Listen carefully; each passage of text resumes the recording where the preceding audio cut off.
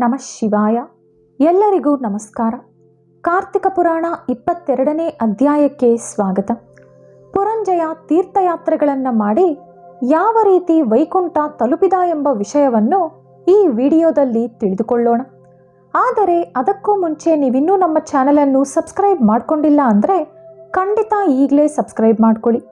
ಹಾಗೆ ಹೊಸ ವಿಡಿಯೋ ನೋಟಿಫಿಕೇಷನ್ಸ್ಗಾಗಿ ಪಕ್ಕದಲ್ಲಿರೋ ಬೆಲ್ ಐಕಾನ್ ಕ್ಲಿಕ್ ಮಾಡ್ಕೊಳ್ಳೋದನ್ನು ಮಾತ್ರ ಮರಿಬೇಡಿ.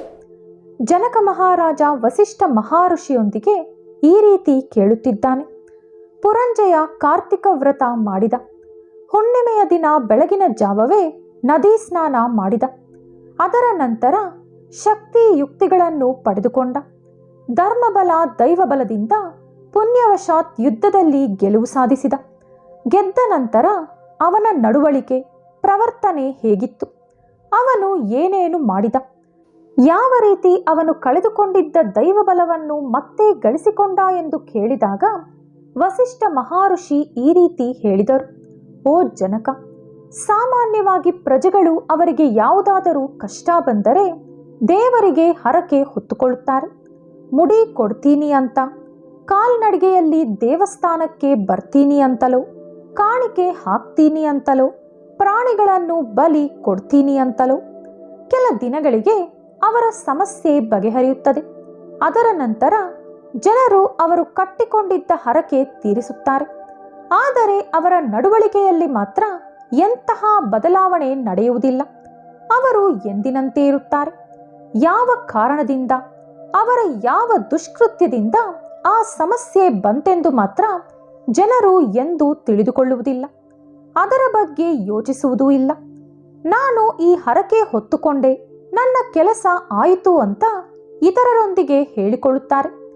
ಆ ಹರಕೆ ತೀರಿಸುವುದು ಪಕ್ಕಕ್ಕಿಟ್ಟರೆ ಮೊದಲು ಅವರ ಪ್ರವರ್ತನೆ ನಡವಳಿಕೆ ಸರಿಯಾಗಿದ್ದಿದ್ದರೆ ಆ ಸಮಸ್ಯೆ ಬರುತ್ತಲೇ ಇರುತ್ತಿಲ್ಲ ಎಂದು ಮಾತ್ರ ಯಾರೊಬ್ಬರೂ ಯೋಚಿಸುವುದಿಲ್ಲ. ಈ ಪುರಂಜಯನ ಕತೆ ಪುರಾಣದಲ್ಲಿ ಬರಲು ಕಾರಣ ಏನೆಂದರೆ ಅವನ ದುಷ್ಪ್ರವರ್ತನೆ, ಒಳ್ಳೆಯದು ಕೆಟ್ಟದು ತಿಳಿಯದೆ ಅವನು ಮಾಡಿದಂಥ ಕೃತ್ಯಗಳು, ಧರ್ಮವನ್ನು ಭ್ರಷ್ಟಾಚಾರ ಮಾಡಿದರೆ ಎಂತಹ ಸಮಸ್ಯೆಗಳು ಬರುತ್ತವೆ ಎಂದು ಪ್ರಜೆಗಳಿಗೆ ಹೇಳುವುದಕ್ಕಾಗಿ ಯುದ್ಧದಲ್ಲಿ ಬೆನ್ನು ತೋರಿಸಿ ಓಡಿ ಹೋಗಬೇಕಾಯಿತು. ಆದರೆ ದೇವರ ಅನುಗ್ರಹ ಇನ್ನೂ ಅವನ ಮೇಲೆ ಇದ್ದುದರಿಂದ ಯಾರೋ ಒಬ್ಬರ ಮುಖಾಂತರ ಕಾರ್ತಿಕ ಮಾಸದ ಕತೆ, ಧರ್ಮಾಚರಣೆ, ದಾನ ಧರ್ಮದ ಬಗ್ಗೆ ಅವನಿಗೆ ತಿಳಿದು ಬಂತು. ಅವರು ಹೇಳಿದ ಪ್ರಕಾರ ನದಿ ಸ್ನಾನ, ಸಾಲಗ್ರಾಮ ಪೂಜೆ, ದೀಪದಾನ, ಬ್ರಾಹ್ಮಣರಿಗೆ ದಾನ, ಶಿವಕೇಶವರ ಪೂಜೆ ಮಾಡಿ ಆಯಿತು. ಯುದ್ಧದಲ್ಲಿ ಗೆದ್ದಾಯ್ತು ಎಂದು ಇನ್ನೇಕೆ ಧರ್ಮಾಚರಣೆ ಮಾಡುವುದು ಎಂದು ಬಿಟ್ಟು ಬಿಟ್ಟರೆ ಅದು ಸರಿಬರುವುದಿಲ್ಲ. ಧರ್ಮವಾಗಿ ನಡೆದುಕೊಂಡಾಗ ಮಾತ್ರವೇ ಕಷ್ಟಗಳು ಜೀವನದಲ್ಲಿ ಬರುವುದಿಲ್ಲ. ಕಷ್ಟ ಇಲ್ಲ ಎಂದು ದೇವರನ್ನು ಮರೆಯಬಾರದು. ಪ್ರತಿದಿನ ದೇವರ ಪೂಜೆ ಮಾಡಲೇಬೇಕು. ಮನಸ್ಸಿನಲ್ಲಿ ದೇವರಿಗೆ ಕೃತಜ್ಞತೆ ಹೇಳುತ್ತಲೇ ಇರಬೇಕು. ಧರ್ಮಾಚರಣೆಯೇ ಜೀವನದ ಮಾರ್ಗವಾಗಿ ಬದಲಾಯಿಸಿಕೊಳ್ಳಬೇಕು. ವಿಜಯಲಕ್ಷ್ಮಿಯನ್ನು ವರಿಸಿದ ಪುರಂಜಯ, ಅಂದರೆ ಯುದ್ಧದಲ್ಲಿ ವಿಜಯಶಾಲಿಯಾದ ಪುರಂಜಯ ಸದಾಚಾರ ಸಂಪನ್ನನಾಗಿ ಯಜ್ಞ ಯಾಗಾದಿಗಳನ್ನು ಮಾಡುತ್ತಾ ದೇವೇಂದ್ರನಂತೆ ಮಹಾವೈಭೋಗದಿಂದ ರಾಜ್ಯವನ್ನು ಪಾಲಿಸುತ್ತಿದ್ದ. ವಿಷ್ಣು ಭಕ್ತನಾದ ಕಾರಣ ಸರ್ವಗುಣ ಸಂಪನ್ನನಾಗಿ ಪ್ರಕಾಶಿಸಿದ. ಶ್ರೀಹರಿಯನ್ನು ಯಾವ ಯಾವ ಕಾಲದಲ್ಲಿ ಯಾವ ರೀತಿ ಪೂಜಿಸಬೇಕೆಂದು ತಿಳಿದುಕೊಂಡು ಆ ರೀತಿಯಲ್ಲಿ ಆರಾಧಿಸುತ್ತಿದ್ದ. ಶಾಸ್ತ್ರದ ಪ್ರಕಾರ ಹೇಳಬೇಕೆಂದರೆ ನಾ ವಿಷ್ಣು ಪೃಥ್ವಿಪತಿ. ಪೃಥ್ವಿಪತಿ ಯಾರು ರಾಜನಾಗಿರುತ್ತಾನೋ ಅವನು ಸಾಕ್ಷಾತ್ ಮಹಾವಿಷ್ಣುವಾಗುತ್ತಾನೆ. ವಿಷ್ಣುವಿನ ಅಂಶಾವತಾರದಂತೆ ರಾಜನನ್ನು ಪ್ರಜೆಗಳು ಭಾವಿಸಬೇಕು. ವಿಷ್ಣು ಅಂಶಾವತಾರನಾದ ರಾಜನನ್ನು ಭೂದೇವಿ ಗಂಡನನ್ನು ಪೂಜಿಸುವಂತೆ ಪೂಜಿಸುತ್ತಾಳೆ. ಅವನಿಗೆ ಬೇಕಾದ ಸೌಕರ್ಯವೆಲ್ಲ ಮಾಡಿಕೊಡುತ್ತಾಳೆ ಎಂದು ಹೇಳುತ್ತಾರೆ. ಈಗ ರಾಜ ಅನೇಕ ವರ್ಷಗಳ ಕಾಲ ಪೃಥ್ವಿಪತಿಯಾಗಿ ಇರಬೇಕು ಅಂದರೆ ಅವನು ವಿಷ್ಣುವನ್ನು ಆರಾಧಿಸಬೇಕು. ವಿಷ್ಣು ಯಾವ ರೀತಿ ಅವರ ಗರ್ಭದೊಳಗೆ 14 ಭುವನಗಳನ್ನಿಟ್ಟುಕೊಂಡು ಪೋಷಿಸುತ್ತಾರೋ ಅದೇ ರೀತಿ ಮಹಾರಾಜ ಕೂಡ ಅವನ ರಾಜ್ಯವನ್ನು ಪೋಷಿಸಬೇಕು. ಅಂದರೆ ಬೆಳೆ ಬೆಳೆಸುವುದು, ಕೆರೆ ಬಾವಿಗಳನ್ನು ಅಗೆಸುವುದು, ಗಿಡ ಮರಗಳನ್ನು ನಾಟಿಸುವುದು, ರೈತರನ್ನು ಪ್ರಜೆಗಳನ್ನು ರಕ್ಷಿಸುವುದು, ಸೈನಿಕರನ್ನು ಕುಟುಂಬಸ್ಥರಂತೆ ನೋಡಿಕೊಳ್ಳುವುದು ಇವೆಲ್ಲ ಮಾಡುವುದರ ಜೊತೆಗೆ ರಾಜನಾದವನು ಯಜ್ಞ ಯಾಗಾದಿಗಳನ್ನು ಕೂಡ ಮಾಡಿಸಬೇಕು. ಗೋವು ಬ್ರಾಹ್ಮಣರ ಸೇವೆ ಮಾಡಬೇಕು. ಗೋವುಗಳು ಹಾಗೂ ಬ್ರಾಹ್ಮಣರನ್ನು ಕಣ್ಣಿನ ರೆಪ್ಪೆಯಂತೆ ಕಾಪಾಡಿಕೊಳ್ಳಬೇಕು. ರಕ್ಷಿಸಲ್ಪಟ್ಟ ಗೋವಿನಿಂದ ಧರ್ಮ ನಿಲ್ಲುತ್ತದೆ. ರಕ್ಷಿಸಲ್ಪಟ್ಟ ಬ್ರಾಹ್ಮಣರಿಂದ ಯಜ್ಞ ಯಾಗಾದಿಗಳು ನಡೆಯುತ್ತವೆ. ಆ ರೀತಿ ಮಾಡಿದಾಗ ಮಾತ್ರ ದೇವತೆಗಳು ಸಂತೋಷಿಸಿ ಸುಖ ಸಮೃದ್ಧಿ ಕೊಡುತ್ತಾರೆ. ಯಾವ ಋತುಗಳಲ್ಲಿ ಪ್ರಪಂಚ ಯಾವ ರೀತಿ ಇರಬೇಕೋ ಆ ರೀತಿ ಇರುವಂತೆ ದೇವತೆಗಳು ಆಶೀರ್ವದಿಸುತ್ತಾರೆ. ಇಂತಹ ಕೃತುಗಳನ್ನು ಮಾಡುವವನು ಕೇವಲ ಬ್ರಾಹ್ಮಣನೇ. ಆದ್ದರಿಂದ ಮಹಾರಾಜ ಆದವನು ಬ್ರಾಹ್ಮಣ ಸೇವೆಯನ್ನು ತಪ್ಪದೇ ಮಾಡಬೇಕು. ಯಾವ ಬ್ರಾಹ್ಮಣ ಏನು ಕೇಳುತ್ತಾನೋ ಅದು ಕೊಡಬೇಕು, ಏನು ಆದೇಶಿಸುತ್ತಾನೋ ಅದು ಮಾಡಬೇಕು. ಆ ಕಾಲದಲ್ಲಿ ನಿಯಮ ಈ ರೀತಿ ಇತ್ತು. ಇನ್ನು ಪುರಂಜಯ ವಿಷ್ಣು ಆರಾಧನೆ ವಿಶೇಷವಾಗಿ ಮಾಡುತ್ತಿದ್ದ. ಎಲ್ಲಿ ಯಾವ ಕ್ಷೇತ್ರದಲ್ಲಿ ಭಕ್ತವತ್ಸಲನಾದ ಶ್ರೀಹರಿ ಯಾವ ರೂಪದಲ್ಲಿ ನೆಲೆಸಿದ್ದಾರೋ ಯಾತ್ರಿಕರು ಹಾಗೂ ಮುನಿಗಳ ಬಳಿ ಕೇಳಿ ತಿಳಿದುಕೊಂಡು ಸಾಧ್ಯವಾದರೆ ಅಲ್ಲಿ ಹೋಗಿ ಬರುವುದೋ ಅಥವಾ ಹಣವನ್ನು ಕಳಿಸುವುದೋ ಮಾಡುತ್ತಿದ್ದ. ಈ ಹಣ ಕಳಿಸುವುದನ್ನ ದಾನ ಅಂತ ಹೇಳಬಾರದು, ದೇವರ ಸೇವೆಗೆ ಖರ್ಚು ಮಾಡುತ್ತಿದ್ದ ಎನ್ನಬೇಕು. ಅವನಿಗೆ ತಿಳಿದಿರುವಂತ ಕೇಳ್ಪಟ್ಟಿರುವಂತ ಎಲ್ಲಾ ದೇವಾಲಯಗಳಿಗೂ ಅವನು ಸೇವೆ ಸಲ್ಲಿಸಿದ. ಆದರೂ ಕೂಡ ಅವನಿಗೆ ತೃಪ್ತಿ ಮಾತ್ರ ಕಲುಗಲಿಲ್ಲ. ವಿಷ್ಣು ಸೇವೆ ಮಾಡಲು ಯಾವುದೋ ಒಂದು ಅಂಶ ಉಳಿದು ಹೋಗಿದೆ ಎಂಬ ಚಿಂತೆ ಕಾಡುತ್ತಲೇ ಇತ್ತು. ಪೂರ್ತಿಯಾಗಿ ಸೇವೆ ಮಾಡಿಯಾಯಿತು ಎಂಬ ಸಂತೋಷ ಸಿಗಲಿಲ್ಲ. ಅವನು ಮನಸ್ಸಿನಲ್ಲಿ ನಿರಂತರ ಯಾವ ಕ್ಷೇತ್ರಕ್ಕೋಗಿ ಶ್ರೀಹರಿ ಸೇವೆ ಮಾಡೋಣ ಎಂದು ಪರಿತಪಿಸುತ್ತಿದ್ದ. ಪ್ರತಿಯೊಬ್ಬರನ್ನು ಕೇಳುತ್ತಿದ್ದ, ಇನ್ನೂ ಯಾವುದಾದರೂ ವಿಷ್ಣು ಆಲಯಗಳಿವೆಯಾ, ಅವರನ್ನು ವಿಶೇಷವಾಗಿ ಪೂಜಿಸುವ ಕ್ಷೇತ್ರ ಯಾವುದಾದರೂ ಇದೆಯಾ ಎಂದು. ಒಂದು ದಿನ ಅವನಿಗೆ ಆಕಾಶವಾಣಿ ಕೇಳಿಸಿತು. ಕಾವೇರಿ ನದಿ ತೀರದಲ್ಲಿ ಶ್ರೀರಂಗಂ ಎಂಬ ಪುಣ್ಯಕ್ಷೇತ್ರವಿದೆ.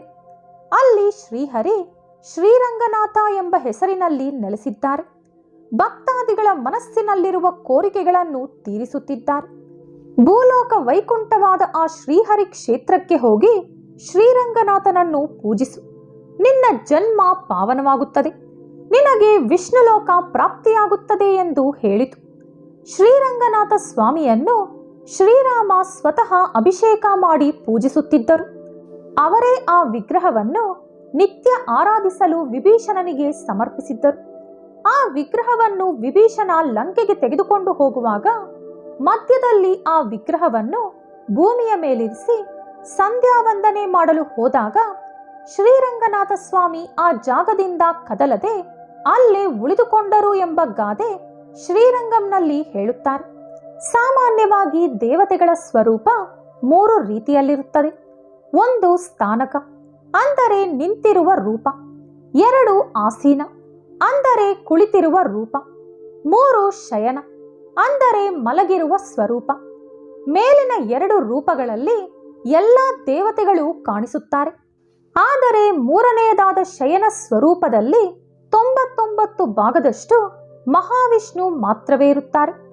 ಮಹಾವಿಷ್ಣು ವೈಕುಂಠದಲ್ಲಿ ಯಾವ ರೀತಿ ಇರುತ್ತಾರೋ ಅದೇ ಭಂಗಿಯಲ್ಲಿ ಶಯನ ರೂಪದಲ್ಲಿ ದರ್ಶನ ಕೊಡುವ ಶ್ರೀರಂಗನಾಥನ ಬಗ್ಗೆ ಎಷ್ಟೋ ಕಥೆಗಳನ್ನು ಪುರಂಜಯ ಕೇಳಿದ. ಈಗ ಶ್ರೀರಂಗಂ ಇರುವುದೆಲ್ಲಿ? ತಮಿಳುನಾಡಿನಲ್ಲಿ. ಶ್ರೀರಂಗಪಟ್ಟಣ ಬೇರೆ, ಶ್ರೀರಂಗಂ ಬೇರೆ. ಇಲ್ಲಿ ಹೇಳುತ್ತಿರುವುದು ತಮಿಳುನಾಡಿನಲ್ಲಿರುವ ಶ್ರೀರಂಗಂ ದೇವಾಲಯದ ಬಗ್ಗೆ. ಇನ್ನು ಪುರಂಜಯ ಇರುವುದು ಅಯೋಧ್ಯೆಯಲ್ಲಿ, ಶ್ರೀರಂಗಂ ಇರುವುದು ತಮಿಳುನಾಡಿನಲ್ಲಿ. ಈಗಿನಂತೆ ಅಂದಿನ ಕಾಲದಲ್ಲಿ ಬಸ್ಗಳು, ಟ್ರೈನ್ಗಳು ಇರಲಿಲ್ಲ. ರಥದಲ್ಲಿಯೇ ಪ್ರಯಾಣಿಸಬೇಕು. ಪುರಂಜಯ ಎಷ್ಟೋ ಬಾರಿ ಆ ದೇವಾಲಯಕ್ಕೆ ಹೋಗಲು ಪ್ರಯತ್ನಿಸಿದ. ಈಗ ನಾವು ಸ್ಟೇಟ್ ಅಂತೀವಲ್ಲ, ಆಗ ದೇಶ ಅನ್ನುತ್ತಿದ್ದರು. ಪುರಂಜಯ ಅವನ ರಾಜ್ಯಕ್ಕೆ ಬಂದ ಪ್ರತಿಯೊಬ್ಬರನ್ನು ಕೇಳುತ್ತಿದ್ದ, ಆ ದೇವಾಲಯ ಹೇಗಿದೆ, ಆ ದೇಶ ಹೇಗಿದೆ, ಆ ದೇಶದ ರಾಜ ಎಂಥವನು, ಆ ದೇಶದ ಪ್ರಜೆಗಳು ಎಂತಹವರು. ಅಂದಿನ ಕಾಲದಲ್ಲಿ ಈಗ ಹಿಂದಿ ಮಾತನಾಡುವ ಕಡೆಯೆಲ್ಲ ಸಂಸ್ಕೃತ ಭಾಷೆ ಬಳಕೆಯಾಗುತ್ತಿತ್ತು. ಅದೇ ಸೌತ್, ದಕ್ಷಿಣದ ಕಡೆ ಆದರೆ ದ್ರಾವಿಡ ಭಾಷೆ ಬಳಕೆಯಾಗುತ್ತಿತ್ತು. ಹಾಗಾಗಿ ಬಂದ ಋಷಿ ಮುನಿಗಳು ಎಲ್ಲರನ್ನೂ ಪುರಂಜಯ ಶ್ರೀರಂಗಂ ದೇಶದ ಬಗ್ಗೆ ಕೇಳುತ್ತಿದ್ದ.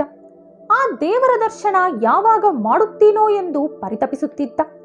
ಎಷ್ಟೋ ಪ್ರಯತ್ನಗಳನ್ನು ಮಾಡಿ ಕೊನೆಗೊಂದು ದಿನ ರಾಜ್ಯಭಾರವನ್ನು ಮಂತ್ರಿಗಳಿಗೆ ಒಪ್ಪಿಸಿ ಶ್ರೀರಂಗಂಗೆ ಬರಲು ತಯಾರಾದ. ಈ ಪ್ರಯಾಣಕ್ಕೆ ಎಷ್ಟೋ ಕಾಲ ಹಿಡಿಯಿತಂತೆ. ರಥದ ಮೇಲೆ ಬರಬೇಕಲ್ವಾ? ಪ್ರತಿದಿನ ಸಂಜೆ ಎಲ್ಲಾದರೂ ತಂಗುವುದು, ಬೆಳಗಿನ ಜಾವ ಮತ್ತೆ ಪ್ರಯಾಣ ಶುರು ಮಾಡುವುದು.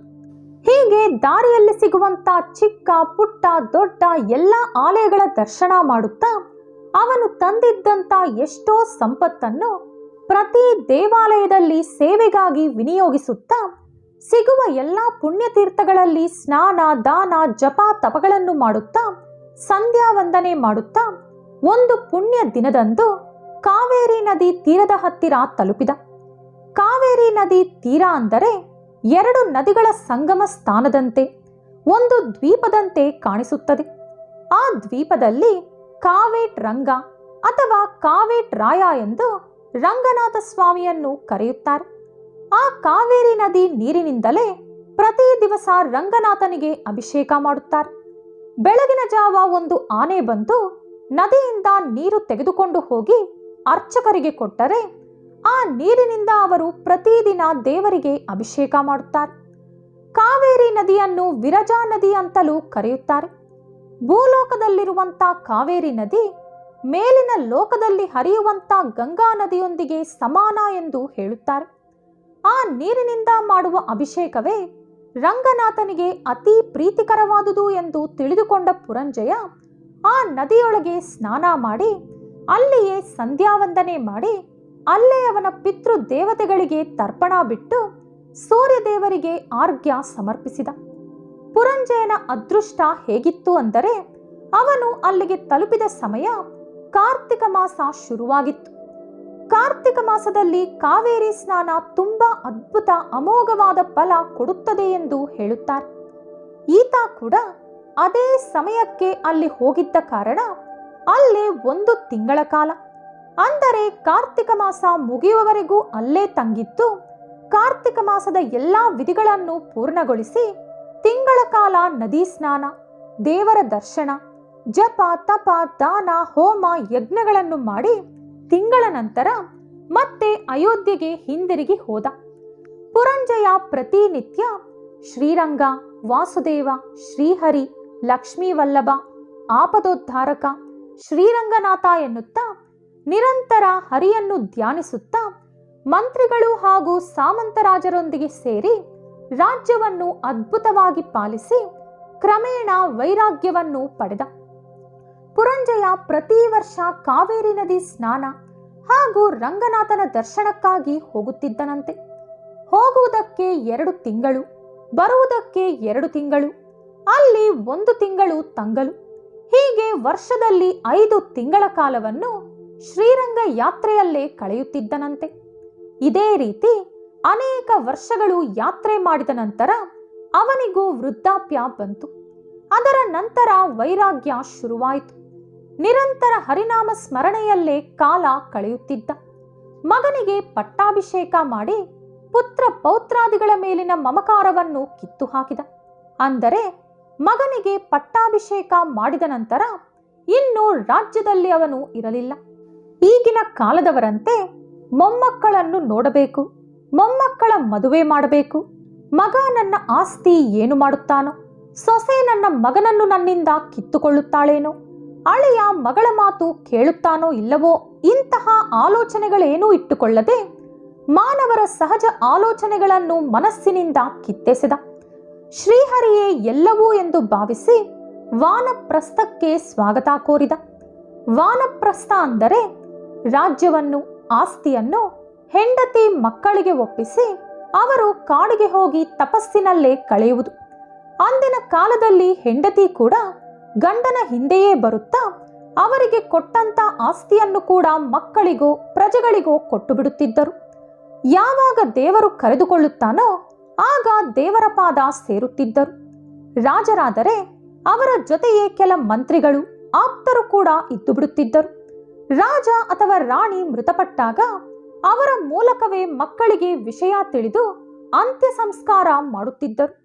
ರಾಜ ಬೇಡ ಅಂದರೆ ಅವರ ಜೊತೆ ಇದ್ದವರೇ ಅಂತ್ಯ ಸಂಸ್ಕಾರ ಮುಗಿಸಿಬಿಡುತ್ತಿದ್ದರು. ವಿಷಯ ಮಾತ್ರ ಮಕ್ಕಳಿಗೆ ತಿಳಿಸುತ್ತಿದ್ದರು. ಅವರು ಕೇವಲ ತರ್ಪಣ ಮಾತ್ರ ಬಿಡುತ್ತಿದ್ದರು.